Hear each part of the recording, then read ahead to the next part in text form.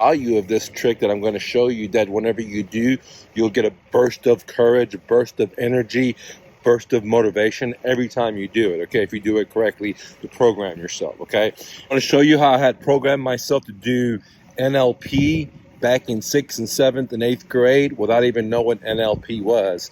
And then when I got into high school, I just recently read one of the Tony Robbins books, and I said, oh my gosh, I've been doing this NLP at the gym since I was so young. So let me show you what I did so you can do it. Now, the way I used to do it is, and I still do it the same exact way, is when I go to the gym before I do a lift, and I go all out, that I exert all my energy. What I do is I stick my hands up in the air, because there's been studies shown that sticking up your hands up in the air not only releases testosterone, but feeling good chemical. So I raise both of my hands up in the air for a few seconds, and then I'll close my eyes and I'll repeat meaningful affirmations to myself. For example, I'm strong, I'm powerful, etc. Whatever it means to you, okay? As I'm have my hands up in the air and I have my eyes closed, I am repeating that multiple times, and I'm taking a deep breath in, right? And as I'm doing that, then I'll have my right hand. I'll go from my right hand right to my heart, and I'll just keep a punch, and I'll just hold on to my heart, and I confirm to my heart that, hey, please give me the courage to not quit, okay, to keep pushing myself. My mind says I can't do it anymore.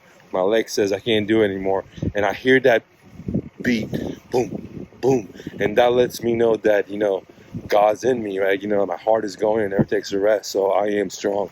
And then, boom, I raise my hand up again, and then at all this time, my eyes is closed, and then I go do the exercise, And every time I do a rep, especially on stuff that's like heavy, or legs or back pull-ups, things that are extremely hard, deadlifts, etc., I'm always doing that, right? And I had trained my clients back in 9th and 10th grade to do that as well. And I didn't even know it was called NLP till, like I said, I read Tony Robbins' book the other day. And I realized that when I did that, so like, for example, as I transform from the gym into wrestling, when we're on the ground like this, or any time that the match started, I would do the same exact practice and just touch my heart, right?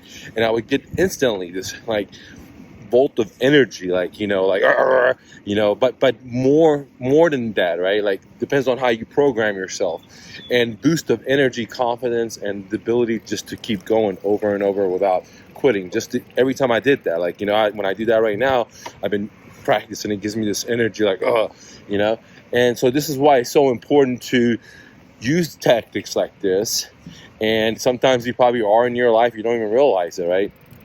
Where now I can just literally touch my right hand touches my heart, and I feel this certain way of like not giving up no matter what, just by that action. And if I'm real tired, or like I used to do in wrestling match, just by doing that would give me a second win, more, not only physically but mentally too, because my body would like instantly put itself back to that state of calmness, that I was positive and I wanted to be in my dreams, and I was silent. I had my arms raised up, so it would, boom, put you instantly in that situation, psychologically and physically, okay? And which was very, very great in a stressful situation, like when you're wrestling and it's turned around and you're totally exhausted and you're dripping wet, and God, your muscles can't even hold up anymore, your heart's hurting, your lungs are hurting, etc. And by doing that, you can get to like being almost like a round 1 or round 2, because of the programming of the brain and the chemicals that it releases. Now, it sounds like jumble, but if you don't do it correctly, then of course it's not going to work.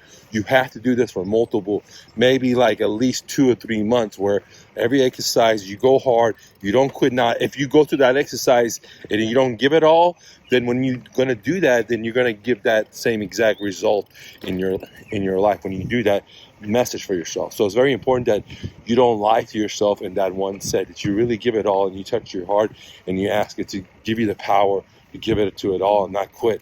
And by you doing that constantly, then that's the real programming. But if you just one time do it halfway and the other time not really do it, then it's not gonna work, dude. Okay. So the crucial part is how do you do it? Program. This is why it's very good to have a personal trainer that accept, like myself back in the days, that I didn't know this idea that was called NLP, but I was literally doing that for my clients, right? And through the exercise, I would push them way above beyond they thought they could do. So now anytime they did that, they would get this super confidence that, hey man, I can do anything, because they thought they could only do this much. Now they've done this much through my supervision and training, and the love of it, that I learned how the body worked, where I could just push these people and understand how far they can go without breaking. A great example is one second, guys.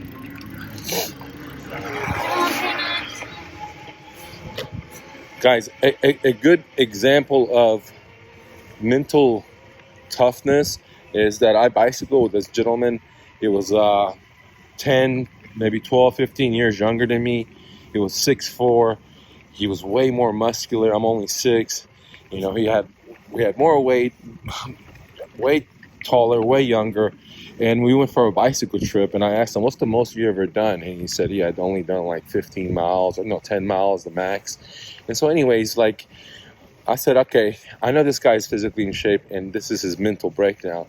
And I'm going to go ahead and take him to like 40 miles without him really realizing it. And I know he can do it, right? So anyway, we met up, and we went for a bike ride. And we had done like 22 miles. I can't remember exactly, 19 miles, 22 miles, which was like double the amount that he had thought he could do. But in his own mind, because I said, I'm just going to keep the track of the miles. Just don't worry about it. In his own mind, when we hit that 20 miles or 19 miles, I can't remember, in his mind, he thought he had only done 5 miles, right? And so half that. And so I eventually told him, bro, where we're going is like another like 20 more miles, but really today you've done like 20 miles. You've already done 22 miles. You've already done double what you thought you could ever do. Now here's the thing. As soon as I told him that, and he was like, oh my God, I've done so many miles. In the next mile and a half, homeboy psychologically broke down. He couldn't even pedal anymore. And even though he was younger, stronger, bigger, he literally went to the gas station and called his girlfriend to come pick him up, because he couldn't do it anymore, because his mind now knew that he had done twice what he could do. Now, the point I'm trying to make is sometimes, when you do these tactics like NLP and whatever, like what I'm showing you, when you touch your heart and it gives you that boost, you're able to push through those things that you think you couldn't do, right? Or that's why it also is good to have a coach that helps you push you through ideas that you didn't think was possible. And as soon as I told this guy that he had done twice as many miles 4 times more miles that he thought he had done, he has done twice as more miles that he had thought he could ever do, then his psychological aspect broke down. Now, if I was his coach, I wouldn't allow him to quit, because we were almost there. He could have done the other 2, but I wasn't. I barely knew the dude, and it just taught me, look, when you meet a guy and he's 6'4", he might be bigger than you, but it doesn't mean that. What matters is what's in their heart, dude, okay? Just because someone is bigger, a bigger dog, doesn't mean anything. It's about their ability not to want to fucking quit.